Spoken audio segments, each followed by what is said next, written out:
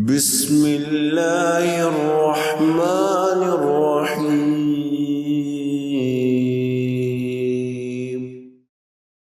نحمده ونصلي على رسوله الكريم اعوذ باللہ من الشیطان الرجیم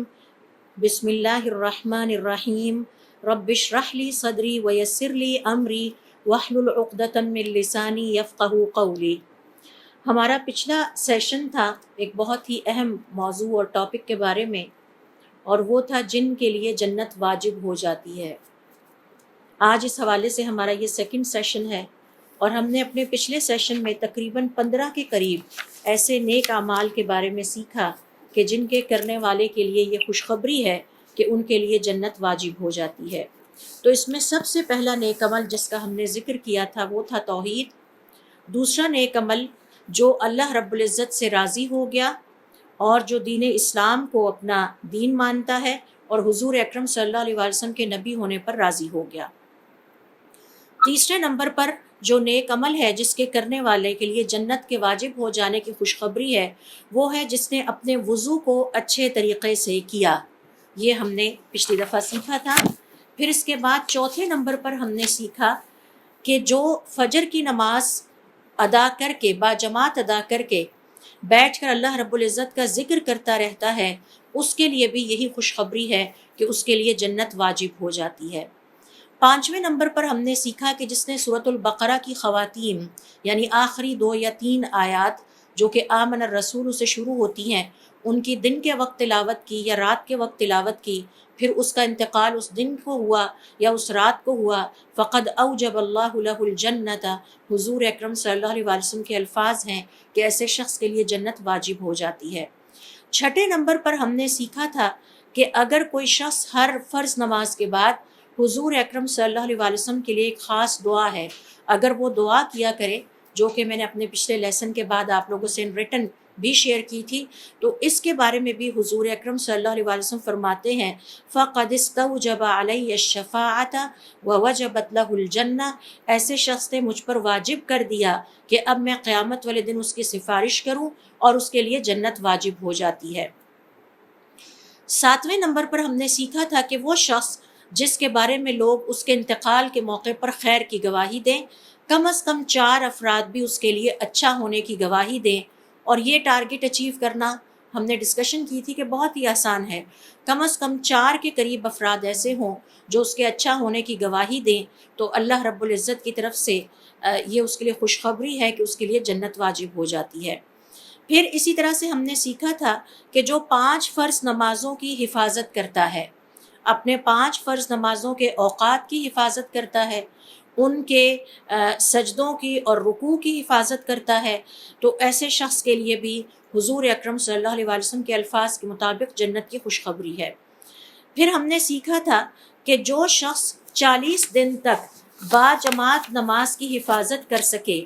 اور تکبیر اولیٰ مس نہ ہونے دے 5 نمازوں میں،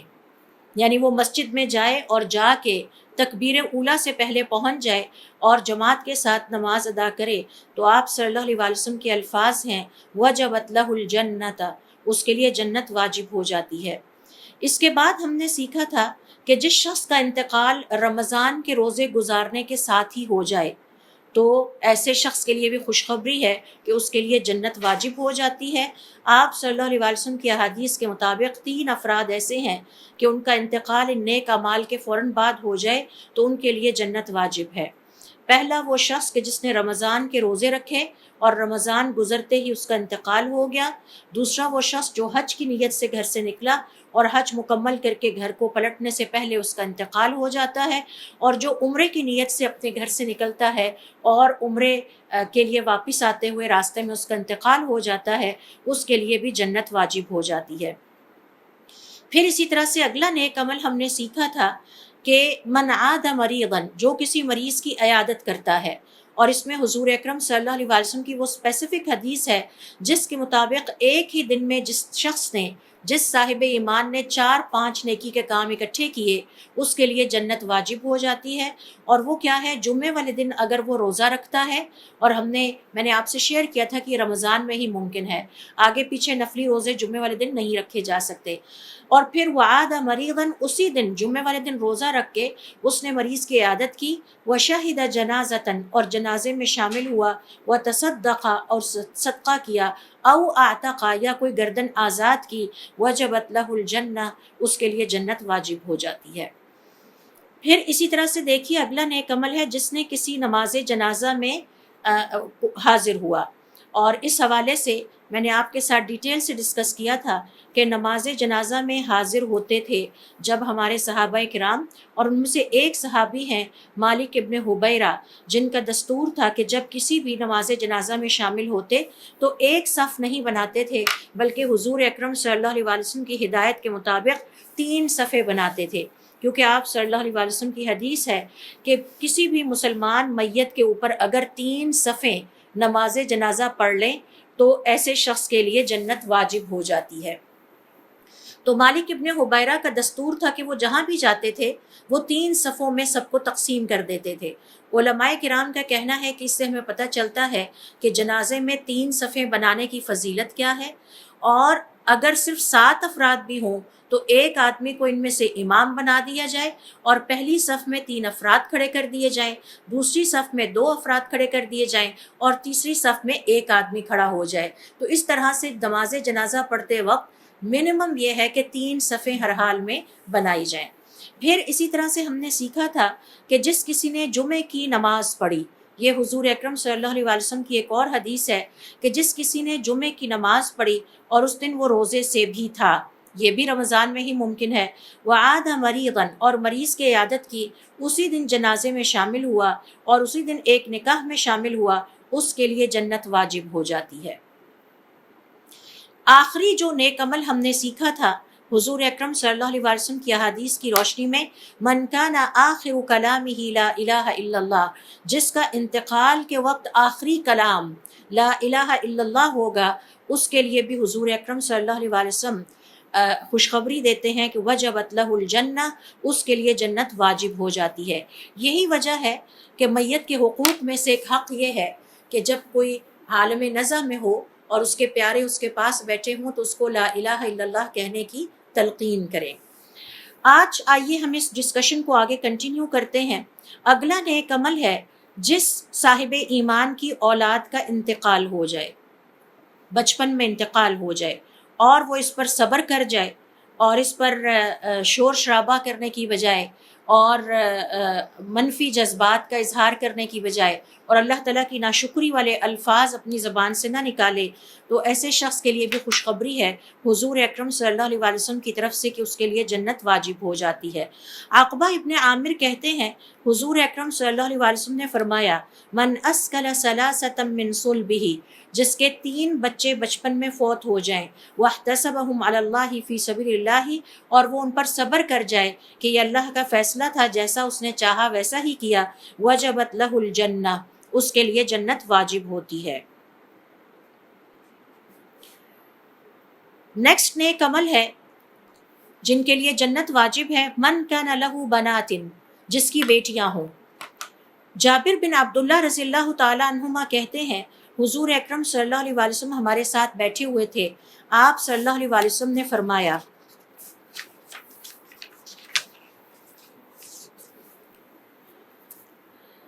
اور کیا فرمایا کہ جس کسی کی 3 بیٹیاں ہوں اور پھر وہ اپنی تینوں بیٹیوں پر رحم اور شفقت کا مظاہرہ کرے اور ان کی معاشی طور پر کفالت کرے، اس کے لیے تو خاص طور پر جنت واجب ہے۔ یہ خاص طور پر کے الفاظ حضور اکرم صلی اللہ علیہ وسلم کے طرف سے ہیں۔ آپ صلی اللہ علیہ وسلم سے سوال کیا گیا، اے اللہ کے رسول، اگر 2 بیٹیاں بھی ہوں؟ آپ نے فرمایا اگر 2 بیٹیاں بھی ہوں۔ بعض صحابہ کرام کا یہ خیال تھا کہ اگر آپ سے سوال کیا جاتا کہ اگر 1 بیٹی بھی ہو تو آپ کہتے کہ 1 بیٹی ہی کیوں نہ ہو۔ تو بنیادی طور پر اگر ہم دین اسلام کا مطالعہ کریں تو ہمیں پتہ یہ چلے گا کہ اسلام نے زمانہ جاہلیت کے بہت سارے طور طریقے رد کر دیے تھے، اور ان میں سے ایک یہ تھا کہ بچیوں کو یا بیٹیوں کو زندہ درگور کر دیا جاتا تھا، اور یہ بیٹیوں کے ساتھ بدسلوکی کی انتہا تھی۔ اسلام نے بیٹیوں کے ساتھ حسن سلوک کا درس دیا، اور ان کا اس طرح قتل کروا دینا یا ان کو قتل کر دینا یا ان کو زندہ درگور کر دینا حرام قرار دیا۔ اور بیٹیوں کے لیے ہمیں سکھایا کہ محبت، رحمت اور شفقت کا مظاہرہ کیا جائے،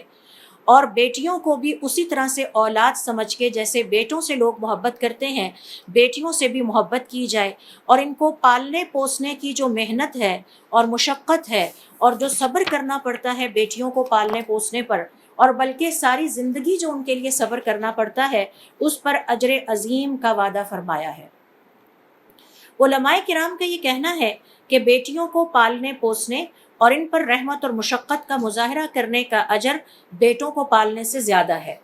یہ میں جملہ دوبارہ دہراؤں گی کہ اہل علم کے مطابق بیٹیوں کو پالنے پوسنے اور ان پر رحمت اور مشقت، ان پر رحمت اور ان کے ساتھ شفقت سے پیش آنے اور ان کی خاطر ہر طرح کی مشقت اٹھانے کا اجر بیٹوں کو پالنے سے زیادہ ہے۔ ٹھیک ہے، کیونکہ بیٹوں کو تو سب ہنسی خوشی پالتے ہیں اور ان سے ایکسپیکٹ کرتے ہیں کہ ہمیں ریٹرن ملے گا، ہم کل کو اپنے بیٹوں کو کیش کروائیں گے، لیکن بیٹیوں کے حالات اس کے برعکس ہوتے ہیں۔ تو بیٹیاں، اور مجھے کسی عالم کی یہ بات بہت پسند ہے، ان کا کہنا ہے کہ 1000 بیٹے بھی اکٹھے ہو جائیں اور آپ انہیں پالیں تو ان کا اجر ایک بیٹی کو پالنے کے برابر نہیں ہے۔ یعنی بیٹیوں کو پالنا اور ان کے ساتھ رحمت اور شفقت کا سلوک کرنا، اس کا اجر ہماری شریعت میں اتنا زیادہ ہے۔ تو جو اگلا نیک عمل ہم سیکھ رہے ہیں جن کے کرنے والوں کے لیے جنت واجب ہو جاتی ہے، کہ جس کسی کو اللہ تعالیٰ نے بیٹیاں عطا کی اور 3 بیٹیاں عطا کی، اور پھر اس نے ان کے ساتھ محبت بھرا اور شفقت بھرا سلوک کیا۔ اور آپ جانتے ہیں کہ بعض گھروں میں جہالت کی وجہ سے بیٹیوں اور بیٹوں میں کتنا فرق روا رکھا جاتا ہے۔ اچھا کھانا بیٹوں کو کھلایا جاتا ہے، بچا ہوا کھانا بیٹیوں کو دیا جاتا ہے۔ پھر اسی طرح سے دیگر چیزوں میں بھی بیٹوں اور بیٹیوں میں فرق روا رکھا جاتا ہے۔ تو اگر کوئی شخص اللہ کی خاطر یہ فرق روا نہیں رکھتا اور بیٹیوں کو بھی اللہ تعالیٰ کا حکم سمجھ کے اسی طرح رحمت اور شفقت سے پالتا ہے جس رحمت اور شفقت سے اس نے اپنے بیٹے کو پالا ہے، تو بیٹی کے پالنے پر جو اجر عظیم عطا کیا جائے گا وہ بیٹے کے پالنے پر نہیں ہے۔ بیٹے کے پالنے پر جنت واجب نہیں ہوتی، بیٹی کے پالنے پر یہ خوشخبری سنائی گئی ہے کہ جنت واجب ہو جاتی ہے۔ تو یہ جملہ میں دوبارہ دہراؤں گی کہ علماء کرام کا یہ کہنا ہے کہ بیٹیوں کو پالنے پوسنے اور ان پر رحمت اور ان پر شفقت کرنے اور ان کی جو پرورش کرنے کا اجر ہے وہ بیٹوں کو پالنے سے کہیں زیادہ ہے۔ لہٰذا جو مسلمان حسن نیت کے ساتھ، یعنی اس میں نیت بہت شرط ہے، نیت کے ساتھ اللہ تعالیٰ کی رضا کے لیے اپنی بیٹیوں کے ساتھ اچھا سلوک روا کیے رکھے گا، یعنی حتیٰ کہ ان کی شادیوں کے بعد بھی آپ دیکھیے کہ حضور اکرم صلی اللہ علیہ وسلم کی صاحبزادی حضرت فاطمہ رضی اللہ تعالیٰ عنہ جب تشریف لاتی تھی تو اماں عائشہ رضی اللہ تعالیٰ عنہ کہتی ہیں کہ آپ کھڑے ہو جاتے تھے، آگے جا کے بیٹی کو جو ہے وہ گلے لگاتے اور اس کے ماتھے پر چومتے اور اس کے لیے اپنی دائیں جگہ چادر بچھا کے جگہ خالی کرواتے کہ میری بیٹی میرے ساتھ دائیں جگہ بیٹھے گی۔ تو اس کا مطلب ہے کہ بیٹیوں کے ساتھ حسن سلوک ساری زندگی جاری رکھنا چاہیے۔ میں آج بھی کئی دفعہ مجھے ایسی فیملی سے واسطہ پڑتا ہے جو آ کے اپنے بیٹوں کا ایڈمیشن کراتے ہیں لیکن بیٹیوں کا ایڈمیشن نہیں کراتے اچھے اسکولوں میں۔ تو جب ان سے پوچھا جائے تو وہ کہتے ہیں کہ بیٹے نے تو کل کو ہمارا فائنینشیل بوجھ اٹھانا ہے، تو بیٹی نے تو اگلے گھر چلے جانا ہے، اس کو اچھی تعلیم اور اتنی مہنگی تعلیم دلانے کا کیا فائدہ۔ تو انفارچونیٹلی آج بھی ایسے مسلمان گھرانے موجود ہیں جو کئی انداز سے کہیں نہ کہیں اپنی بیٹیوں کے ساتھ زیادتی کرتے ہیں۔ ہمیں یہ میسج ان تک پہنچانا چاہیے کہ ایک بیٹی کو پالنے کا جو اجر ہے وہ اتنا زیادہ ہے کہ 100 بیٹے پال کے بھی آپ وہ اجر نہیں پا سکتے۔ تو اس لیے بیٹیاں اللہ رب العزت کی عظیم نعمت ہیں، اور ان کو پالنے پر اور ان کی محنت اور مشقت اور برداشت کرنے پر اور صبر پر جو ان کی پرورش پہ کرنا پڑتا ہے یہ اجر عظیم ہے کہ اس شخص کے لیے جنت واجب ہو جاتی ہے۔ لہٰذا اس حدیث میں حضور اکرم صلی اللہ علیہ وسلم کی طرف سے بیٹیوں کے ساتھ حسن سلوک کی وصیت کی گئی ہے اور اس عظیم نیکی پر جنت واجب ہو جانے کی بشارت دی گئی ہے۔ اس کے بعد دیکھیے جو اگلا نیک عمل ہے وہ ہے کہ السلام علیکم ورحمۃ اللہ وبرکاتہ کہنا۔ جب ہم آپس میں ایک دوسرے سے ملتے ہیں تو ظاہر ہے کہ ہم یہ الفاظ دہراتے ہیں، لیکن ایک خاص انداز ہے جس کے بارے میں ہمیں یہاں حضور اکرم صلی اللہ علیہ وسلم کی حدیث میں بتایا گیا ہے کہ السلام علیکم ورحمۃ اللہ وبرکاتہ کے الفاظ کہنا یہ اگلا نیک عمل ہے جس کے کرنے والے کے لیے خوشخبری ہے کہ اس پر جنت واجب ہو جاتی ہے۔ اچھا، یہ کیسے کرنا ہے آئیے سیکھتے ہیں۔ ابن عمر کہتے ہیں رضی اللہ تعالی عنہ کہ حضور اکرم صلی اللہ علیہ وسلم نے فرمایا، من سلم علی 20 رجلا، جس نے ایک دن میں 20 مسلمانوں کو سلام کیا، فی یوم واحد، ایک دن میں، جماعتن او فرادا، چاہے وہ سارے جماعت میں ہوں یا وہ الگ الگ اسے ملے ہوں، ثم مات من یومہ، پھر اس دن اس کا انتقال ہو گیا، وجبت لہ الجنہ، اس کے لیے جنت واجب ہو جاتی ہے۔ السلام علیکم ورحمۃ اللہ وبرکاتہ، اس سے زیادہ بہترین دعا نہیں ہو سکتی جو کہ ہم اپنے پیارے ساتھیوں، دوست احباب، عزیز رشتہ داروں کو دیتے ہیں کہ آپ پر اللہ تعالیٰ کی سلامتی ہو، اس کی رحمتیں نازل ہوں اور اس کی برکتیں نازل ہوں۔ اور اگر کسی کو اللہ تعالیٰ کی طرف سے سلامتی مل جائے اور رحمتیں مل جائیں اور برکتیں مل جائیں تو پھر پیچھے کچھ بھی نہیں بچتا۔ یہی وجہ ہے کہ صحابہ کرام رضوان اللہ علیہم اجمعین ان کلمات کو بہت زیادہ آپس میں دہرایا کرتے تھے۔ جب بھی ملتے تو آپس میں ایک دوسرے کو السلام علیکم ورحمۃ اللہ وبرکاتہ کہتے، حتیٰ کہ کہتے ہیں کہ اگر ہم راستے میں سفر پر ہوتے اور ہمارا قافلہ راستے میں دیوار یا کوئی درخت یا اوٹ آنے کی وجہ سے کچھ لمحات کے لیے تقسیم ہو جاتا تو ہم جب دوبارہ اکٹھے ہوتے تو ہم اپنی گفتگو کا آغاز اس وقت تک نہ کرتے جب تک کہ پہلے ایک دوسرے کو دوبارہ السلام علیکم ورحمۃ اللہ وبرکاتہ نہ کہہ لیتے۔ اور علماء کرام کا یہ کہنا ہے کہ دن میں ہم جتنے بھی گھر والے اکٹھے ہوں، مثال کے طور پر صبح نکلے ہیں یا اکٹھے ہوئے ہیں تو سب کو آپس میں ایک دوسرے کو السلام علیکم ورحمۃ اللہ وبرکاتہ کہنا چاہیے۔ اب کوئی آفس چلا گیا ہے، کوئی یونیورسٹی چلا گیا ہے، کوئی جاب پہ چلا گیا ہے، دوبارہ دوپہر کے کھانے پر اکٹھے ہوئے ہیں تو سب سے پہلے آپس میں ایک دوسرے کو السلام علیکم ورحمۃ اللہ وبرکاتہ کہنا چاہیے۔ دوبارہ شام کو اٹھے ہیں، ریسٹ کر کے چائے کی ٹیبل پہ بیٹھے ہیں تو دوبارہ گفتگو کا آغاز کرنے سے پہلے السلام علیکم ورحمۃ اللہ وبرکاتہ کہا جائے۔ پھر رات کے کھانے پر بیٹھے ہیں تو پھر آپس میں ایک دوسرے کو دعا دے کے پھر اپنے کھانے کا آغاز کیا جائے۔ رات کو سونے کے لیے جا رہے ہیں تو ایک دفعہ پھر انہی بابرکت کلمات کے ساتھ سب کو آپس میں ایک دوسرے کو الوداع کرنا چاہیے۔ حتیٰ کہ ہمیں ہماری شریعت یہ سکھاتی ہے کہ جب ہم اپنے گھر پلٹیں، گھر میں واپس آئیں اور گھر کا دروازہ کھولیں تو کھڑے ہو کر بلند آواز سے السلام علیکم ورحمۃ اللہ وبرکاتہ کے الفاظ دہرائیں، کیونکہ یہ انتہائی برکت والے الفاظ ہیں، اور السلام اللہ کے ناموں میں سے ایک نام ہے۔ اور آپ صلی اللہ علیہ وسلم ایک اور حدیث میں فرماتے ہیں اس کو زمین میں خوب پھیلا دو۔ تو آپ زمین میں نہیں پھیلا سکتے تو اپنے گھر اور ماحول میں تو پھیلا سکتے ہیں۔ اور پھر یہ جو آپ صلی اللہ علیہ وسلم کا فرمانا ہے کہ جس کسی نے ایک دن میں 20 مسلمان افراد کو سلام کیا، چاہے وہ سب جماعت میں تھے یا یہ کہ انڈیویجولی اس سے الگ الگ ملے اور پھر اس دن اس کا انتقال ہو جائے، تو ایسے شخص کے لیے جنت واجب ہے۔ تو آپ دیکھیے کہ یہ کتنا عظیم عمل ہے کہ ہم جب آپس میں اکٹھے ہوں تو ایک دوسرے کو جو ہے وہ السلام علیکم ورحمۃ اللہ وبرکاتہ سے گریٹ کریں، اور پھر ہماری کوشش یہ ہونی چاہیے کہ ہم ہر ایک کو سلام کرنے میں پہل کریں۔ ہمارے پاس صالحین کا طریقہ کار یہ تھا کہ کسی اور نیکی کی ہمت اور طاقت نہیں پاتے تھے تو بازار کے رستے پہ جا کے بیٹھ جاتے تھے اور ہر گزرنے والے کو السلام علیکم ورحمۃ اللہ وبرکاتہ کہتے۔ کیوں؟ بیٹھے بیٹھے 30 نیکیاں کما لی ہیں، تو ان کلمات کے کہنے والے کو نیکی ملتی ہے۔ اور اگر ایک دن میں 20 افراد کو کہہ دیا ہے اور اس دن اس کا انتقال ہو جاتا ہے تو آپ صلی اللہ علیہ وسلم کی طرف سے خوشخبری ہے کہ ایسے شخص کے لیے جنت واجب ہو جاتی ہے۔ نیکسٹ نیک عمل دیکھیے جس کے کرنے والے کے لیے جنت واجب ہے، من کفل یتیمن، جس نے کسی یتیم کی کفالت کی۔ تو زندگی میں کم از کم ایک یتیم کی کفالت ضرور کر جائیے، کسی ایک یتیم کے لیے ضرور محسوس کریں اور اس کی مکمل کفالت کیجیے۔ اور کفالت کا مطلب یہ نہیں ہے کہ صرف اس کے اوپر خرچ کرنا، کفالت کا مطلب ہے اس کا ہر طرح سے خیال رکھنا، بالکل ایسے جیسے آپ اپنے بچے کا خیال رکھتے ہیں، اس کی تربیت پر وقت صرف کیجیے۔ اس کا یہ بھی مطلب نہیں ہے کہ آپ اس کو اپنے گھر لے آئیں لیکن وہ جہاں کہیں بھی ہے اس کے ساتھ ٹائم سپینڈ کریں، اسے مینر سکھائیے، اس کی اسی طرح سے تربیت کرنے کی کوشش کیجیے جن سٹینڈرڈز پہ اپنی اولاد کے لیے کی جاتی ہے. اس کی ضروریات کا خیال رکھیں، وہ مانگے، اس کے مانگے بغیر ہی کوشش کریں کہ اس کی ضروریات پوری ہوتی رہیں اور وہ ایک انڈیویجول پل کے اپنی منزل تک پہنچ جائے. عامر ابن مالک القشیری کہتے ہیں سمعت رسول اللہ صلی اللہ علیہ وسلم یقول، میں نے حضور اکرم صلی اللہ علیہ وآلہ وسلم کو فرماتے ہوئے سنا،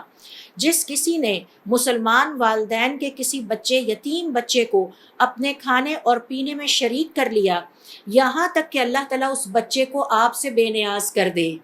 یعنی وہ اپنی منزل پر پہنچ کے کھڑا ہو جائے، تو کیا فرمایا، وجبت لہ الجنہ، ایسے نیک صاحب ایمان کے لیے جس نے یتیم کی اس وقت تک کفالت کی جب تک کہ وہ اپنے پاؤں پہ کھڑا نہیں ہو گیا، اس کے لیے جنت واجب ہو جاتی ہے.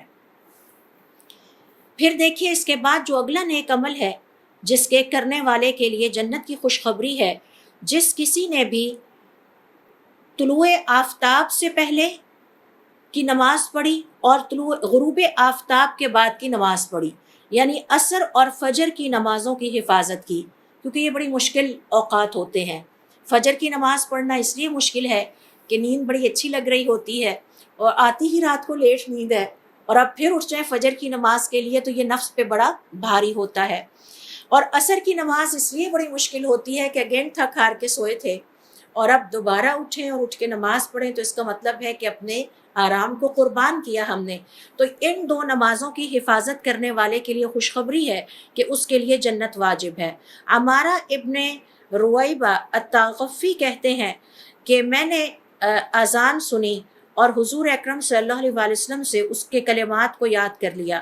پھر آپ صلی اللہ علیہ وآلہ وسلم نے فرمایا، جس کسی نے طلوع آفتاب سے قبل کی نماز کی حفاظت کی اور اس کے غروب آفتاب کے بعد والی نماز کی حفاظت کر لی، یعنی ریگولرلی ادا کی، وجبت لہ الجنہ، اس کے لیے جنت واجب ہو جاتی ہے. اگلا نیک عمل دیکھیے کہ جس کے کرنے والے کے لیے جنت واجب ہو جاتی ہے، من اسلم علی یدیہ، جس کے ہاتھ پر کوئی اسلام لے آئے. بعض ٹارگٹس ذرا مشکل ہیں لیکن بعض بہت آسان بھی ہیں. عقبہ ابن عامر کہتے ہیں حضور اکرم صلی اللہ علیہ وآلہ وسلم نے فرمایا، من اسلم علی یدیہ رجل، جس کسی کے ہاتھ پر کوئی ایک انسان بھی ایمان لے آیا، وجبت لہ الجنہ، اس کے لیے جنت واجب ہو جاتی ہے. تو یہ ہر مسلمان کی کوشش ہونی چاہیے کہ زندگی میں کم از کم ایک دفعہ وہ یہ اعزاز ضرور حاصل کرے کہ اس کے ہاتھ پہ کوئی اسلام لے آئے. اس کے لیے اللہ تعالیٰ سے دعا کریں، توفیق مانگیں اور کوشش کریں کہ اللہ تعالیٰ ہمیں، اللہ سے دعا کریں کہ وہ موقع عطا فرمائے کہ جب ہم بھی یہ نیکی کما سکیں. پھر اسی طرح سے دیکھیے اگلی جو نیکی ہے جس کے بارے میں حضور اکرم صلی اللہ علیہ وآلہ وسلم کی حدیث سے ہمیں رہنمائی ملتی ہے، وہ ہے کسی اندھے یا نابینا کو راستہ دکھا دینا یا راستہ پار کرا دینا. محمد ابن المنکدر کہتے ہیں کہ ابن عمر رضی اللہ تعالیٰ عنہما کہتے ہیں آپ صلی اللہ علیہ وآلہ وسلم نے فرمایا، من قاد اعمی 40 خطوۃ، جو کسی نابینا کے ساتھ راستہ دکھانے کے لیے 40 قدم چلا. 40 قدم تک چلنا بڑا مشکل کام ہوتا ہے، کسی کی مدد کرنا اور وہاں پر موجود رہنا کہ جب تک یہ اپنی منزل پر پہنچ جائے. وجبت لہ الجنہ، ایسے شخص کے لیے جنت واجب ہو جاتی ہے. تو اس سے ہمیں پتہ چلتا ہے کہ اسلام میں جو اسپیشل پیپل ہیں ان کے حقوق کا کتنا خیال رکھا گیا ہے اور کس طرح سے ان کی مدد کرنے کو اتنی بڑی نیکی کہا گیا ہے کہ وجبت لہ الجنہ، اس کے لیے جنت واجب ہو جاتی ہے. کیوں؟ ایک نابینا کو راستہ دکھایا، آپ نے اس کا ہاتھ پکڑا، آپ کو اس سے کوئی کل کو امید نہیں ہے کہ یہ اس نیکی کا بدلہ آپ کو کبھی دے سکے گا، وہ بیچارہ تو خود محتاج ہے، لیکن اللہ کی خاطر آپ نے اس کے ساتھ یہ نیکی کی کہ 40 قدم چل کر آپ گئے اور اسے اس کی منزل تک پہنچایا اور راستہ دکھا دیا. تو اس شخص کا کے ساتھ کتنی بڑی نیکی کی، اللہ تعالیٰ نے کتنی قدر کی اس نیکی کی کہ اس کے لیے ارشاد فرمایا وجبت لہ الجنہ، اس کے لیے جنت واجب ہو جاتی ہے. ابن سیرین رحمۃ اللہ علیہ ایک دفعہ کسی پاگل آدمی کو جس کا ذہنی توازن خراب تھا اس کو مٹھائی کھلا رہے تھے. تو آپ سے سوال کیا گیا کہ آپ اس کو مٹھائی کھلا رہے ہیں، اس کو کیا پتا کہ آپ اس کو مٹھائی کھلا رہے ہیں؟ تو ابن سیرین رحمۃ اللہ علیہ نے جواب دیا کہ اللہ کو پتہ ہے، میں اس کے ساتھ جو اچھا سلوک. تو وہ لوگ جو ہماری توجہ کے مستحق ہیں، اس وقت محتاج ہیں، وہ لوگ جنہیں ہمارے سہارے کی ضرورت ہے، وہ چاہے بوڑھے افراد ہیں، وہ چاہے بیمار ہیں، وہ چاہے کمزور ہیں۔ دیکھیں اگر ہمارے گھر میں کوئی بچہ یا بچی ڈس ایبل نکل آتا ہے تو ہم اس کو پھینک نہیں دیتے، ہم اس کو سینے سے لگا کے رکھتے ہیں۔ تو جب کسی کا باہر ڈس ایبل بچہ یا پرسن دیکھیں تو یاد رکھیے کہ یہ بھی اپنے گھر والوں کو اسی طرح سے محبوب ہے جیسے ہمیں ہمارا بچہ ہے، اور اس کے ساتھ اللہ کی خاطر اچھا سلوک کرنا۔ یعنی عموماً ہم انسان خود غرضی کا مظاہرہ کرتے ہیں، ہم اس کے ساتھ اچھا سلوک کرتے ہیں جو یا تو ہمیں اچھا لگتا ہو یا جس سے ہمیں توقع ہو کہ ہمیں ریٹرن میں کچھ ملے گا، لیکن ان لوگوں کے ساتھ اچھا سلوک کرنا اللہ کی خاطر جس کے ریٹرن میں ہمیں کچھ نہیں ملنا، یہ بہت کم لوگوں کے اندر یہ حسن اخلاق پایا جاتا ہے۔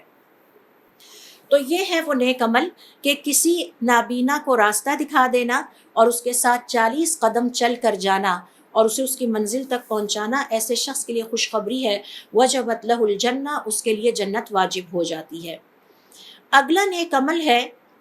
رونا، اللہ کی محبت میں رونا، اللہ کے خوف میں رونا، کبھی جہنم کے خوف میں رونا، کبھی جنت کی محبت میں رونا اور اس کی شوق اور چاہت میں رونا، کبھی قرآن کریم سن کر رونا، کبھی کسی حدیث کو پڑھ کر۔ یقیناً ایسا ہوا ہوگا کہ آپ کی آنکھوں میں آنسو آ گئے ہوں گے، تو وہ جو ایک آنسو آتا ہے اس کی بہت اہمیت ہے۔ اور اس حوالے سے دیکھیے جریر کہتے ہیں کہ حضور اکرم صلی اللہ علیہ وسلم نے اپنے ساتھیوں یعنی صحابہ کرام کی ایک جماعت سے فرمایا، انی قارئ علیکم آیات من آخر الزمر، میں ابھی تمہارے اوپر زمر سورۃ الزمر کی آخری آیات کی تلاوت کروں گا۔ فمن بکا منکم، تو تم میں سے جو کوئی ان آیات کو سن کر رو پڑا، وجبت لہ الجنہ، اس کے لیے جنت واجب ہو جائے گی۔ فقرأها من عندی، تو انہوں نے وہاں سے تلاوت شروع کی سورۃ الزمر کی آیت نمبر 67، وما قدر اللہ حق قدرہ، اور ان انسانوں نے اللہ تعالیٰ کی وہ قدر نہیں کی جو کہ قدر کرنی چاہیے تھی۔ یہاں تک کہ آپ صلی اللہ علیہ وسلم نے آخر تک سورت مکمل کر لی تو ہم نے دیکھا کہ کچھ تو ہم میں سے واقعی رو پڑے اور کچھ نہیں روئے، اور اس کے بعد جو لوگ نہیں روئے انہوں نے حضور اکرم صلی اللہ علیہ وسلم کو مخاطب کرتے ہوئے فرمایا، ہم نے کوشش پوری کی لیکن ہم رو نہیں سکے، تو اب ہم کیا کریں، ہم تو اس عظیم اجر سے محروم ہو گئے۔ آپ صلی اللہ علیہ وسلم نے فرمایا، میں اسے دوبارہ تم پر پڑھتا ہوں، تم میں سے جو رو نہ سکے وہ کوشش کرے کہ اسے رونا آ جائے۔ تو یہ جو رونا ہے اللہ رب العزت کے سامنے اپنے گناہوں پر پچھتاوے کے طور پر رونا ہو، یا یہ کہ اللہ تعالیٰ کی محبت میں رونا ہو، یا اس دکھ پر رونا ہو کہ ہم سے نافرمانیاں بہت ہوئیں، ہم نے بہت سارے نیکی کے قیمتی موقع مس کر دیے اور ہم نے اپنی زندگی اللہ تعالیٰ کی نافرمانیوں میں ضائع کر دی، یا قرآن کریم کی تلاوت کرتے ہوئے رو پڑنا، یا قرآن کریم کی تلاوت کرتے ہوئے نوافل میں رات کو اللہ کے سامنے رو پڑنا، یا یہ ہے کہ حدیث سن کر رو پڑنا، یا سیلف ایویلیویشن کے خوف سے رو پڑنا۔ یہ جو اللہ تعالیٰ کے سامنے رونا ہے اس کی بہت اہمیت ہے اور اس کی بہت قیمت ہے، اور اس کے بارے میں امام احمد ابن حنبل رحمۃ اللہ علیہ اپنی کتاب الزہد میں فرماتے ہیں کہ ایک تابعی کہتے ہیں کہ میں نے ایک صحابی کو سنا، وہ کہہ رہے تھے کہ آپ صلی اللہ علیہ وسلم کا ارشاد ہے کہ تمہارا ایک چھوٹا سا آنسو جہنم کے آگ کے دریا بجھا دیتا ہے، وجبت لہ الجنہ، ایسے شخص کے لیے جنت واجب ہو جاتی ہے۔ یعنی اس کے مقدر میں جہنم میں آگ کے دریا تھے لیکن اس کی آنکھ سے ایک چھوٹا سا آنسو ایسا ٹپکا کہ جس کے نتیجے میں جہنم کے وہ بڑے بڑے دریا بجھ گئے اور اس کے بعد اس کے لیے جنت واجب ہو گئی۔ تو یہ اللہ رب العزت کے سامنے رونا جو ہے کسی بھی حوالے سے اس کی بہت اہمیت ہے اور یہ بہت ہی نیکی کا عمل ہے۔ اور میں نے آپ کے ساتھ شیئر کیا تھا کہ بہت تفصیل کے ساتھ تو نہیں، صحابہ کرام رضوان اللہ علیہم اجمعین میں 7 صحابہ کرام ایسے تھے کہ جو اتنے نرم دل تھے کہ ان کے سامنے جب کبھی بھی قرآن کریم کی تلاوت شروع ہوئی وہ رونے لگ گئے اور ان کی ہچکیاں بن گئی، اور وہ البکاؤن السبعہ کے نام سے مشہور تھے، 7 نرم دل رو پڑنے والے صحابہ کرام۔ ساروں کا ذکر میں یہاں نہیں کر سکتی، پہلے کا ذکر حضرت ابو بکر صدیق رضی اللہ تعالیٰ عنہ، جب کبھی بھی قرآن کریم کی تلاوت شروع ہوتی حضرت ابو بکر صدیق رضی اللہ تعالیٰ عنہ رونے لگتے، حتیٰ کہ آپ کی ہچکیاں بن جاتی جو کہ سارے سنتے۔ اما عائشہ رضی اللہ تعالیٰ عنہ فرماتی ہیں کہ حضور اکرم صلی اللہ علیہ وسلم کی بیماری جاری تھی اور آخری آپ کی بیماری تھی اس دنیا سے انتقال سے پہلے، آپ کو بہت کمزوری محسوس ہوئی تو آپ نے اپنے ساتھیوں سے کہا کہ ابو بکر کو کہو وہ امامت کروا دے۔ تو اماں عائشہ رضی اللہ تعالیٰ عنہ فرماتی ہیں کہ میں نے حضور اکرم صلی اللہ علیہ وسلم سے کہا میرے والد صاحب کو آپ امامت کا نہ کہیے، کیونکہ وہ تو جیسے ہی قرآن کی تلاوت شروع ہوگی وہ تو اتنے نرم دل ہیں کہ وہ رونا شروع ہو جائیں گے اور ان کی ہچکیاں بن جائیں گی، اور کسی کو بھی ان کے قرآن کی تلاوت اور نماز کی امامت کی سمجھ نہیں آئے گی، اور خاص طور پر اب وہ جب امامت آپ کی جگہ کھڑے ہو کے کرائیں گے تو آپ کی محبت میں وہ اور بھی زیادہ روئیں گے۔ تو آپ یہ دیکھیے کہ یہ ایک بیٹی کی گواہی ہے اپنے باپ کے حق میں کہ قرآن کریم کی تلاوت جب شروع ہوتی تھی وہ رونے لگ جاتے تھے اور اس کے بعد روتے روتے ان کی ہچکیاں بن جاتی تھیں۔ تو یہ ہے اللہ رب العزت کی خاطر رونا، اور یہ ہے حضور اکرم صلی اللہ علیہ وسلم کی حدیث۔ اسی طرح سے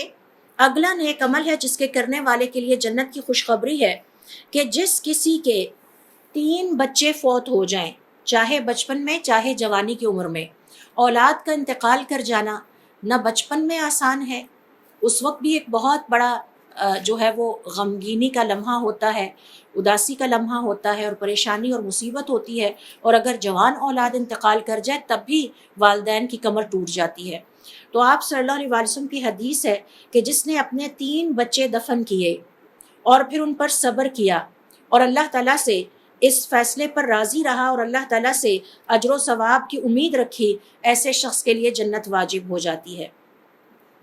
آپ صلی اللہ علیہ وسلم سے ایک خاتون نے سوال کیا اور جس کے 2 بچے فوت ہو گئے ہوں، آپ صلی اللہ علیہ وسلم نے فرمایا اور جس کے 2 ہی کیوں نہ فوت ہو گئے ہوں، اور پھر اس نے صبر کیا اور اللہ تعالیٰ کے اس فیصلے پر راضی رہا، زبان سے ناشکری کے الفاظ نہیں نکالے اور اللہ سے اجر و ثواب کی امید رکھی، اس کے لیے جنت واجب ہو گئی۔ ام ایمن کہتی ہیں کہ میں نے پوچھا کہ جس کسی کا 1 بچہ فوت ہو جائے تو کہتی ہیں کہ آپ صلی اللہ علیہ وسلم خاموش رہے، اور پھر ام ایمن کہتی ہیں کہ پھر میں نے سنا کہ تھوڑی دیر خاموشی کے بعد آپ نے فرمایا جس کسی کا 1 بچہ بھی فوت ہو جائے اور اس نے صبر کیا اور اللہ کے فیصلے کو تسلیم کیا اور اللہ سے اجر و ثواب کی امید رکھی اور زبان سے ناشکری کے الفاظ نہیں نکالے، اس کے لیے بھی جنت واجب ہو گئی۔ یہاں پر آپ صلی اللہ علیہ وسلم خاموش ہو گئے کچھ لمحات کے لیے، اس کی تشریح علماء کرام یہ بیان کرتے ہیں کہ غالباً آپ پر وحی نازل ہوئی اور آپ کو مزید اس کے بارے میں گائیڈ کیا گیا اللہ تعالیٰ کی طرف سے کہ جو سوال آپ سے کیا جا رہا ہے آپ اس کا جواب دے سکیں۔ اب اس حدیث کی تشریح میں علماء کرام کا یہ کہنا ہے کہ یہ جو اولاد ہے اپنے پیاروں کا انتقال کر جانا یہ بہت ہی ایک دکھ والے لمحات ہوتے ہیں، اور اپنے پیاروں میں سے بھی خاص طور پر اگر اولاد کا انتقال ہو جاتا ہے تو یہ تو بہت ہی ایک دکھ والے لمحات ہیں اور اللہ تعالیٰ کی طرف سے آزمائش کی ایک شکل ہے، اور ہم سب جانتے ہیں کہ اللہ تعالیٰ نے اپنے بندوں پر آزمائشیں بھی لکھ دی ہیں، مقدر کر دی ہیں۔ جب ہم کہتے ہیں وَآمَنْتُ بِالْقَدْرِ خَيْرِهِ وَشَرِّهِ تو اس وقت ہم اللہ تعالیٰ سے یہ کمٹمنٹ کر رہے ہوتے ہیں کہ اللہ تعالیٰ زندگی میں جو بھی خیر اور جو بھی شر آپ نے میرے مقدر میں لکھ دیا ہے، یعنی آزمائشیں لکھ دی ہیں، میں ان پر ساری زندگی جو ہے وہ صبر کروں گی۔ اور اللہ تعالیٰ نے یہ آزمائشیں اس لیے ہماری مقدر میں لکھ دی ہیں تاکہ مسلمان یا صاحب ایمان کے صبر کا امتحان لیا جا سکے، اور ان پر صبر کرنے سے بندوں کے درجات بلند ہوتے ہیں جب وہ ان آزمائشوں پر صبر کرتے ہیں۔ اور سخت ترین آزمائشوں میں سے ایک اپنے پیاروں کو انتقال کرتے ہوئے دیکھنا ہے، اور اس میں سے بھی اولاد جب بچپن میں وہ انتقال کر جائیں، خواہ وہ جوانی میں انتقال کر جائیں، اور خاص طور پر بچپن والے بچے کا دکھ زیادہ ہوتا ہے کیونکہ یہ وہ معصوم عمر ہوتی ہے کہ جس میں انہوں نے اپنے والدین کی نافرمانیاں نہیں کی ہوتی، نہ والدین کو دکھ دیا ہوتا ہے، تو اس وقت تو بہت ہی محسوس ہوتا ہے، لیکن بہرحال جوان اولاد کا دکھ بھی والدین کے لیے بہت ہوتا ہے۔ لہٰذا جس بھی صاحب ایمان کے 3 بچے انتقال کر جائیں اور وہ انہیں اپنے ہاتھوں سے قبر میں اللہ کی رضا سمجھ کے اتارتا ہے اور پھر اس پر صبر کر جاتا ہے، زبان سے کوئی شکوے کا لفظ نہیں نکالتا، ایسے شخص کے لیے جنت واجب ہو جاتی ہے۔ پھر اسی طرح سے دیکھیے اگلا نیک عمل ہے قرض ادا کرنا۔ صوبان ابن مولا جو کہ حضور اکرم صلی اللہ علیہ وسلم کے غلام تھے کہتے ہیں کہ آپ صلی اللہ علیہ وسلم نے فرمایا من فارق الروح الجسد، جس کی روح اس کے جسم سے اس حالت میں نکلی کہ وہ 3 چیزوں سے پاک تھا، نمبر 1 الکبر تکبر، نمبر 2 الغلول کرپشن، نمبر 3 الدین قرضہ فہو فی الجنتی، تو ایسا شخص جنتی ہے۔ 3 نیکیاں اگر کسی نے جمع کر لیں، اور وہ 3 نیکیاں کیا ہیں کہ اس دنیا سے انتقال کرتے ہوئے اس نے اس سے پہلے اپنی دنیا کی زندگی میں نہ تو کبھی تکبر کا مظاہرہ کیا تھا، نہ کبھی کرپشن کی تھی، اور نہ ہی کبھی کسی کا قرضہ لے کے کھا گیا تھا، یعنی واپس نہیں کیا۔ اور اگر اس نے کبھی زندگی میں ایسا کیا تھا تو اس نے توبہ کی، اور توبہ کرنے کے بعد حقداروں کو ان کے حقوق واپس کیے۔ مثال کے طور پر کرپشن کی تھی، کسی کا جو ہے وہ مثال کے طور پر اس نے کسی کا حصہ کھا لیا تھا، گھر میں وصیت، والدین کی وصیت کے مطابق جب میراث تقسیم ہو رہی تھی تو اس نے حصہ کھا لیا۔ اب توبہ کا تقاضا یہ ہے کہ وہ حصہ واپس کرے، اور واپس کر کے توبہ کرے۔ اب اگر تو اس نے توبہ کر لی تھی، یعنی 2 شکلیں، یا تو کبھی ایسا کیا ہی نہ ہو، یا یہ کہ کیا ہو لیکن پھر توبہ کر لی ہو، تو ایسے شخص کے لیے جنت واجب ہو جاتی ہے۔ اور اس حوالے سے اس حدیث کی تشریح میں علماء کرام فرماتے ہیں کہ یہ وہ نیک عمل ہیں، یہ 3 نیک عمل جن کا ذکر اس حدیث میں کیا گیا ہے، تکبر ہے، قرضہ ہے اور کرپشن۔ اگر کوئی شخص اپنے آپ کو ان سے بچا لیتا ہے، ان برائیوں سے، تو اپنے آپ کو کبیرہ ترین گناہوں، اکبر الکبائر سے بچا لیتا ہے۔ کرپشن کرنا کبیرہ گناہوں میں سے ایک ہے، تکبر کرنا کبیرہ گناہوں میں سے ایک ہے، کسی کا قرض لے کے کھا جانا اور اسے واپس نہ کرنا، یہ کبیرہ گناہوں میں سے ایک ہے۔ اور آپ سب جانتے ہیں کہ کبیرہ گناہ کی تعریف یہ ہے کہ اس کے کرنے والا جہنم میں ضرور ڈالا جائے گا۔ لہٰذا علماء کرام کا یہ کہنا ہے کہ جس کسی نے یا تو یہ 3 نافرمانیاں اللہ تعالیٰ کی زندگی میں نہیں کی، یا اگر کی بھی تھی تو پھر توبہ کر لیا اور حقداروں کے ان کے حقوق واپس کر دیے، تو وہ اس حدیث کی خوشخبری میں آتا ہے، وجبت لہ الجنہ، اس کے لیے جنت واجب ہو گئی۔ تکبر سے مراد کیا ہے؟ تکبر کی بہت ساری قسمیں ہیں۔ اس میں تکبر سے مراد یہاں ہے حق بات کو ٹھکرانا، حق بات کو ٹھکرانا اور دوسروں کو حقیر سمجھنا، اپنے مال یا اپنے منصب یا اپنے علم یا ذات پات یا اپنی خوبصورتی کی وجہ سے اپنے آپ کو دوسروں سے سپیریئر سمجھنا اور دوسروں کو حقارت کی نظر سے دیکھنا۔ اور تکبر کی ایک ڈیفینیشن یہ بھی ہے کہ ہٹ دھرمی کی وجہ سے حق بات کا انکار کر دینا۔ اور سب سے بڑا تکبر کی بدترین قسم ہے حق کا انکار کرنا۔ ابلیس نے کیا کیا تھا؟ اللہ تعالیٰ نے اسے حکم دیا سجدہ کرو، اس نے سجدہ کرنے سے انکار کر دیا تھا۔ تو جب حق بات آ جائے، اللہ تعالیٰ کا حکم آ جائے اور ہم اس کو ماننے سے انکار کر دیں، تو یہ تکبر کی بدترین قسم ہے۔ اللہ تعالیٰ کے احکام کا انکار کرنا کوئی معمولی بات نہیں ہے۔ مثال کے طور پر اگر کوئی شخص نماز نہیں پڑھتا تو وہ حق کا انکار کرتا ہے، زکوٰۃ نہیں دیتا تو حق کا انکار کرتا ہے، سود کھاتا ہے تو حق کا انکار کرتا ہے۔ اللہ تعالیٰ نے جن کاموں کے کرنے کا ہمیں حکم دیا ہے وہ کام ہمیں اپنی زندگی میں کرنے ہیں، اور اگر ہم نہیں کرتے تو یہ حق کے انکار کے مترادف ہے۔ اسی طرح سے دیکھیے اگلا جو نیک عمل ہے جس کے کرنے والے کے لیے یہی خوشخبری ہے کہ اس کے نیک عمل پر جنت واجب ہو جاتی ہے، وہ ہے کہ جس نے 12 سال تک اذان دی، اس کے لیے جنت واجب ہو جاتی ہے۔ نافع ابن عمر کہتے ہیں کہ حضور اکرم صلی اللہ علیہ وسلم نے فرمایا، من اذن 12 سنۃ، جس نے 12 سال تک اذان دی، وجبت لہ الجنہ، اس کے لیے جنت واجب ہو جاتی ہے۔ وکتب لہ بتأذینہ فی کل یوم 60 حسنہ، اور ہر روز اذان دینے پر، ایک اذان دینے پر 60 نیکیاں لکھ لی جاتی ہیں۔ وَلِكُلِّ إِقَامَةٍ 30 حسنہ، اور ہر اقامت پر 30 نیکیاں لکھ لی جاتی ہیں۔ آج ہم اذان دینے کے حوالے سے اس قدر تساہل اور کوتاہی اور جسے آپ کہتے ہیں کم ہمتی کا شکار ہیں کہ ہم اپنے بچوں کو یا گھر والوں کو کبھی بھی مائیں یہ رغبت نہیں دلاتی کہ کسی مسجد میں امام کی ضرورت نہیں ہے، آپ جائیں اور جا کے اذان دیا کریں یا آپ اقامت کہا کریں، اور اس کا ثواب کتنا زیادہ ہے۔ بلکہ حالت یہ ہے کہ آج اگر ہماری مسجد میں امام نہ ہو تو شاید اذان دینے والا بھی کوئی نہ ہو، اذان آتی ہی نہیں ہوتی ہمارے بچوں کو یا گھر والوں کو۔ تو یہ ہماری کم ہمتی بھی ہے، اور یہ ہماری کوتاہی بھی ہے، اور یہ ایک عظیم نیکی سے محرومی بھی ہے۔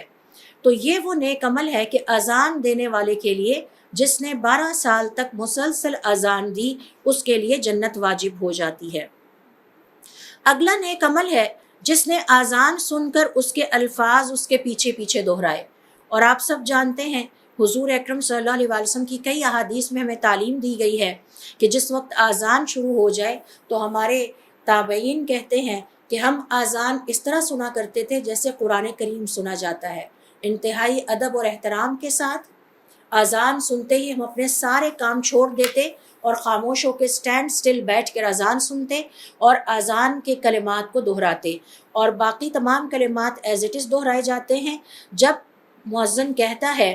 حی علی الصلاۃ تو ہم نے کہنا ہوتا ہے لا حول ولا قوۃ الا باللہ، اور پھر جب وہ کہتا ہے حی علی الفلاح تو ہم نے کہنا ہوتا ہے لا حول ولا قوۃ الا باللہ، پھر باقی کے اسی طرح سے اس کے پیچھے اذان کے الفاظ دہرائے جائیں۔ وجبت لہ الجنہ، آپ صلی اللہ علیہ وسلم کی صحیح مسلم اور صحیح بخاری کی حدیث کے مطابق ایسے شخص کے لیے جنت واجب ہو جاتی ہے۔ اور پھر اس کے بعد اذان کے بعد کی جو دعا ہے وہ بھی پڑھ لی جائے، یہ بھی ہم نے سیکھا تھا۔ پھر اسی طرح سے اگلا نیک عمل ہے جو کہ تقریباً 29 یا 30 نمبر پہ آتا ہے، من قاتل 28 من قاتل فی سبیل اللہ، جس نے اللہ کی راہ میں جہاد کیا، جس نے اللہ تعالیٰ کی راہ میں جہاد کیا۔ اور اس حوالے سے حضور اکرم صلی اللہ علیہ وسلم کی بہت ساری احادیث ہیں۔ مثال کے طور پر ایک حدیث یہاں آپ سے شیئر کرتی ہوں کہ معاذ ابن جبل کہتے ہیں ہم نے حضور اکرم صلی اللہ علیہ وسلم کو فرماتے ہوئے سنا، جس کسی نے اللہ کی راہ میں اپنی اونٹنی یا اونٹ کے اوپر بیٹھ کر جہاد کیا وجبت لہ الجنہ، اس کے لیے جنت واجب ہو جاتی ہے۔ ومن سأل اللہ القتل من نفسہ صادقا، اور جو زندگی میں اللہ تعالیٰ سے سچے دل کے ساتھ شہادت کی دعا کرتا رہا، جہاد فی سبیل اللہ کا موقع مہیا ہونے کی دعا کرتا رہا، ثم مات، پھر اس کا انتقال ہو گیا، او قتل، یا وہ اللہ کی راہ میں شہید ہو گیا، یعنی چاہے وہ گھر میں اس کا انتقال ہو گیا اور اسے زندگی میں کسی جہاد میں حصہ لینے کا موقع نہیں ملا، فإن لہ اجر شہید، تو ہر دو حالت میں اس کو شہید کا ہی مرتبہ اور اجر ملے گا۔ یعنی ساری زندگی اللہ تعالیٰ سے دعا کرتا رہا لیکن شہادت نہیں ملی اور ایسے ہی انتقال ہو گیا، اس کی اس سچی دعا کی وجہ سے اسے شہیدوں کے ساتھ ہی اٹھایا جائے گا، اسے شہادت کا ہی اجر عطا کیا جائے گا۔ اسی طرح سے آپ صلی اللہ علیہ وسلم ایک اور حدیث میں فرماتے ہیں جس کسی کو اللہ کی راہ میں کوئی زخم آ گیا، اللہ کی راہ میں جہاد کرتے ہوئے بھی زخم آ سکتا ہے، اللہ کی راہ میں جیسے خواتین نکلتی تھیں اور زخمیوں کی دیکھ بھال کرتی تھیں وہ کام کرتے ہوئے بھی زخمی ہو سکتے ہیں۔ آج کل بھی آپ دیکھیے فلسطین میں اس وقت جو جہاد کی صورتحال چل رہی ہے اور جنگ کی صورتحال چل رہی ہے، اس میں کس طرح سے بچے اور خواتین اور مرد حضرات سبھی انوالو ہیں۔ تو کسی بھی کام کو سر انجام دیتے ہوئے جہاد میں کسی کو زخم آ جاتا ہے، فَإِنَّهَا تَجِيءُ يَوْمَ الْقِيَامَةِ، وہ قیامت والے دن ایسے آئے گا کہ وہ زعفران کی طرح اس سے خوشبو آ رہی ہوگی اور اس میں نور چمک رہا ہوگا، یعنی وہ زخم اتنا چمک رہا ہوگا اور اس میں سے خوشبو آ رہی ہوگی مسک کی۔ وَمَنْ خَرَجَ بِهِ خِرَاجٌ فِي سَبِيلِ اللَّهِ، اور جو کوئی بھی اللہ کے راستے میں کسی مجاہد کو تیار کر کے بھیجے گا اللہ تعالیٰ اسے بھی مجاہد ہی کا اجر و ثواب عطا فرمائیں گے۔ یعنی کسی نہ کسی شکل میں، چاہے دعا کی شکل میں انسان اللہ تعالیٰ سے تمنا کرتا رہے کہ اللہ تعالیٰ مجھے بھی جہاد میں حصہ لینے کا موقع عطا فرما تاکہ میں اللہ کی راہ میں شہادت پاؤں، یا یہ کہ کسی مجاہد کی مدد کر کے بھی، یا یہ کہ مجاہدین کی مدد کر کے بھی یہ جو ریوارڈ ہے یا یہ جو اجر و ثواب ہے یہ اس کو حاصل کیا جا سکتا ہے۔ اس کے اگلا جو نیک عمل ہے وہ یہ ہے کہ جس نے مسجد اقصیٰ سے مسجد حرام تک عمرے کی نیت سے سفر کیا اور وہاں سے تکبیر اور تحلیل کہنا شروع کی، اس کے لیے جنت واجب ہو جاتی ہے۔ یعنی جو مسجد اقصیٰ سے چلا اور مسجد حرام تک پہنچا اور عمرے کی نیت سے اس نے یہ سفر کیا تو اور تکبیر اور تحلیل کہتا رہا تو اس کے لیے جنت واجب ہو جاتی ہے۔ کیوں؟ کیونکہ اس نے دو مقدس ترین مساجد کے درمیان سفر کیا، مسجد اقصیٰ سے لے کر مسجد حرام تک اس کا جانا اس بات کی دلیل ہے کہ اس سرزمین پر نازل ہونے والی شریعتوں اور انبیاء پر بھی وہ ایمان رکھتا ہے اور ان کے لیے بھی دل میں اسی طرح سے احترام رکھتا ہے، اور اسی طرح سے مسجد حرام جو کہ اللہ رب العزت کے اتارے ہوئے آخری دین کا نقطہ عروج ہے، یعنی دین کا آغاز ہوا تھا مسجد اقصیٰ سے، اور دین کا نقطہ عروج ہے مسجد حرام، وہاں تک جاتا ہے، تو اس کے لیے بھی آپ صلی اللہ علیہ وسلم کی حدیث کے مطابق یہ ریوارڈ ہے کہ وجبت لہ الجنہ۔ ام سلمہ جو کہ حضور اکرم صلی اللہ علیہ وسلم کی ازواج مطہرات میں سے ایک ہیں، وہ کہتی ہیں کہ میں نے حضور اکرم صلی اللہ علیہ وسلم کو فرماتے ہوئے سنا کہ جو حج اور عمرے کی نیت سے مسجد اقصیٰ سے چلا اور مسجد حرام تک پہنچا، اس کے اگلے پچھلے گناہ معاف کر دیے جاتے ہیں۔ اور ایک اور روایت میں آتا ہے کہ آپ نے فرمایا وجبت لہ الجنہ، اس کے لیے جنت واجب ہو جاتی ہے۔ اگلا جو نیک عمل ہے جس کے بارے میں حضور اکرم صلی اللہ علیہ وسلم کے الفاظ ہیں کہ اس کے لیے جنت واجب ہو جاتی ہے، وہ ہے کہ ایک عمرے کے بعد اگلا عمرہ کرنا۔ ابو ہریرہ رضی اللہ تعالیٰ عنہ کہتے ہیں حضور اکرم صلی اللہ علیہ وسلم نے فرمایا العمرۃ الی العمرۃ کفارۃ لما بینہما، ایک عمرے سے لے کر دوسرے عمرے تک، یعنی دوسرا عمرہ جب کوئی شخص کرتا ہے تو ان دونوں کے درمیان جو گناہ اس نے اللہ کے حق میں کیے ہوتے ہیں اس کا کفارہ ادا ہو جاتا ہے۔ والحج المبرور لیس لہ جزاء الا الجنہ، اور حج مبرور کا جو بدلہ ہے وہ صرف اور صرف جنت ہی ہے۔ تو علماء کرام کا یہ کہنا ہے کہ ایک عمرے کے بعد ایک اور عمرہ کرنا اللہ کے حق میں کیے گئے گناہوں کا کفارہ ہے، اس کے اگلے پچھلے تمام گناہ معاف ہو جانے کا مطلب ہے کہ اب اس کے لیے جنت واجب ہو جاتی ہے۔ تو یہ ہے وہ نیک عمل جو کہ پچھلے دفعہ ہم نے 15 کے قریب پڑھے تھے، اور آج بھی ہم نے تقریباً 14 یا 15 کور کیے ہیں۔ انشاءاللہ اگلے سیشن میں ہم نیکسٹ نیک اعمال کے بارے میں سیکھیں گے کہ جن کے کرنے والے کے لیے بہت زیادہ اجر و ثواب، اور خاص طور پر جن کے حق میں جنت کے واجب ہو جانے کی خوشخبری سنائی گئی ہے۔ اور میں نے آپ کے ساتھ شیئر کیا تھا کہ ہمارے صالحین کثرت کے ساتھ عمرہ اور حج کیا کرتے تھے۔ امام ابو حنیفہ رحمۃ اللہ علیہ کی صرف مثال آپ سے شیئر کروں گی، انہوں نے اپنی زندگی میں 55 دفعہ حج بیت اللہ کی سعادت حاصل کی۔ وہ عمرے کے لیے سفر الگ کرتے تھے، حج کے لیے سفر الگ کرتے تھے، حالانکہ اس زمانے میں حج جو ہے اور اس کا سفر کرنا آسان نہیں تھا، بہت ٹائم ٹیکنگ تھا، گھنٹوں میں طے ہونے والا نہیں تھا، مہینوں میں طے ہونے والا سفر ہوتا تھا۔ تو ہمارے صالحین اس طرح سے عمرے اور حج کے لیے بہت زیادہ مشقت اٹھاتے تھے، اور اس کو عظیم عبادت سمجھ کر جب بھی موقع ملتا تھا کرنے کی کوشش کرتے تھے۔ اللہ رب العزت سے دعا ہے کہ اللہ تعالی ہمیں اپنے دین کو سیکھنے کی توفیق عطا فرمائے، اس پر نیک عمل، اس پہ عمل کرنے کی توفیق عطا فرمائے، اور اس کے پیغام کو عام کرنے کی توفیق عطا فرمائے، اور ہمیں بھی توفیق دے کہ ہم اپنی زندگی میں چند نیک اعمال ایسے کر جائیں کہ جن کے لیے ہمارا نام بھی خوش قسمت لوگوں میں شامل ہو جن کے لیے جنت واجب ہے۔ سبحانک اللہم و بحمدک، اشہد ان لا الہ الا انت، استغفرک و اتوب الیک۔ Mm-hmm.